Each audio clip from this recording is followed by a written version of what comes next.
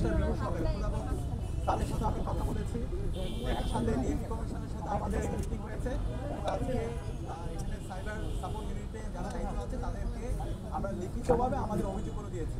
আপনারা দেখতে পাবেন ডাকসু নির্বাচনের আগে এবং ডাকসু নির্বাচন পরবর্তী অব্যাহতভাবে, ঠিক আছে, সোশ্যাল মিডিয়ায় কিছু রিয়েল আইডি এবং কিছু ফেক আইডি থেকে এবং পেজ থেকে আমাদের যারা ছাত্রীরা আছে, নারীরা আছে এবং বিশেষ করে যারা নারী অ্যাক্টিভিস্ট আছে এবং ডাকসুতে নির্বাচিত যারা প্রতিনিধি আছে তাদের বিরুদ্ধে অব্যাহত সাইবার বুলিং হচ্ছে, স্পেশালিং হচ্ছে, হ্যারাসমেন্ট হচ্ছে, বিভিন্ন ধরনের ফেক ফটোকার্ড দিয়ে অব্যাহতভাবে নোংরা ভাষায় প্রপাগান্ডা হচ্ছে এবং কমেন্ট সেকশনে অব্যাহতভাবে এই পেজগুলো থেকে আইডি থেকে আমাদের প্রার্থী এবং যারা প্রতিনিধি যারা আছে, নারী শিক্ষার্থী যারা আছে এবং বিশেষ করে যারা নির্বাচিত প্রতিনিধি আছে তাদের বিরুদ্ধে সমালোচনা প্রপাগান্ডা হচ্ছে।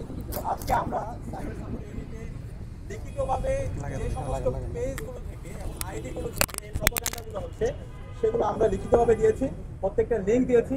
এক্ষেত্রে আমি নামগুলো একটু আপনাদের সামনে আমরা নামগুলো একটু বলছি। একটা হচ্ছে ডাকসু কণ্ঠস্বর, এরপর হচ্ছে আমার ডাকসু, দ্য ন্যাশনালিস্ট ডেটা, বঙ্গগ্রাম, রোমারি, কাঠের কেল্লা, এরপর হচ্ছে ডিও ইনসাইডার নামে একটা পেজ আছে যেটা আগের নাম ছিল এক্সপোজ ভয়েস, এর আগে ছিল জিয়া পলিটিক্যাল ইনফরমেশন হাব, বিভিন্ন সময় নাম চেঞ্জ হয়েছে।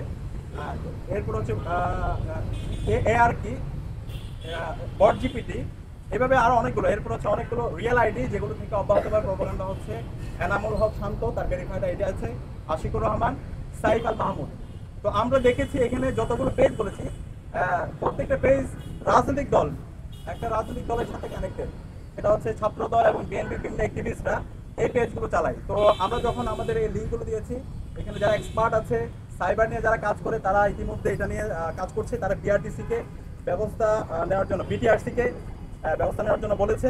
একই সাথে অ্যাক্টিভিটি লগগুলো তারা দেখছে, ফেসবুকের সাথে অফিসিয়ালি যোগাযোগ করেছে, যে পেজগুলো কথা বলেছে এগুলো অ্যাডমিন ইতিমধ্যে তারা বের করতে পেরেছে এবং খুব দ্রুতই এই অ্যাডমিনদের বিরুদ্ধে যারা এই স্প্যামিং, সাইবার বুলিং এবং হ্যারাসমেন্টের সাথে জড়িত আছে তাদের বিরুদ্ধে তারা ব্যবস্থা নেওয়ার ব্যাপারে তা আশ্বস্ত করেছেন আমাদেরকে। এবং একই সাথে এই অনলাইন প্রপাগান্ডা, সাইবার হ্যারাসমেন্ট, এটার বিরুদ্ধে যেন শিক্ষার্থীরা একটা অভিযোগ দিতে পারে, আমাদের শাহবাগ থানা যেটা আছে সেই শাহবাগ থানায় একটি সাইবার সাপোর্ট সেন্টার খুব দ্রুত স্থাপন করা হবে। শিক্ষার্থীরা সার্বিকভাবে ওইখানে গিয়ে অভিযোগ দিবে এবং আমাদের ডাকসুর পক্ষ থেকে ইতিমধ্যে একটা ডিজিটাল কমপ্লেন বক্স আমরা করেছি। সেই কমপ্লেন বক্সের সহায়তায় আইন ও মানবাধিকার সম্পাদক সার্বিকভাবে এখানে সহযোগিতা করছে। তো আমরা আশা করছি এই যারা স্প্ল্যাশ শেমিং করছে, সাইবার বুলিং করছে, হ্যারাসমেন্ট করছে, মিথ্যা প্রপাগান্ডা করছে, তারা হলো কালপ্রিট। সে যে দলের হোক, যে রাজনৈতিক দলের হোক। আমরা দেখতে পেয়েছি গতকালকেও আমার বিরুদ্ধে বঙ্গগ্রাম নামে একটি পেজ থেকে মিথ্যা প্রপাগান্ডা ছড়ানো হয়েছে। তো পরবর্তীতে তারা আবার ক্ষমা চেয়েছে। তো আমরা আমাদের এই যে অভিযোগ দিয়েছি সেই অভিযোগের মধ্যে সকল পেজগুলো ছিল এরকম যারা প্রপাগান্ডা করছে, মিথ্যা প্রপাগান্ডা, সবার বিরুদ্ধে আইন শৃঙ্খলা বাহিনী যথাযথ ব্যবস্থা গ্রহণ করবে।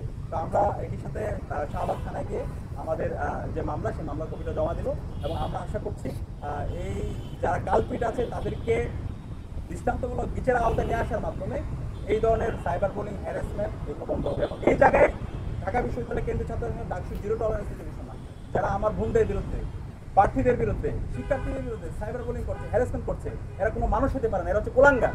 এদের বিরুদ্ধে আমাদের সবাইকে এক হইতে হবে, রাজনৈতিক দল, ছাত্র সংগঠন, সকল শিক্ষার্থী, নাগরিকদেরকে এদের বিরুদ্ধে আমাদেরকে অবস্থান পরিষ্কার করতে হবে। তো এই জায়গায় আমাদের জিরো টলারেন্স এবং আমরা আশা করছি এদের সবাইকে দৃষ্টান্তমূলক বিচার আওতায় নিয়ে আসা হবে। সবাইকে অসংখ্য ধন্যবাদ।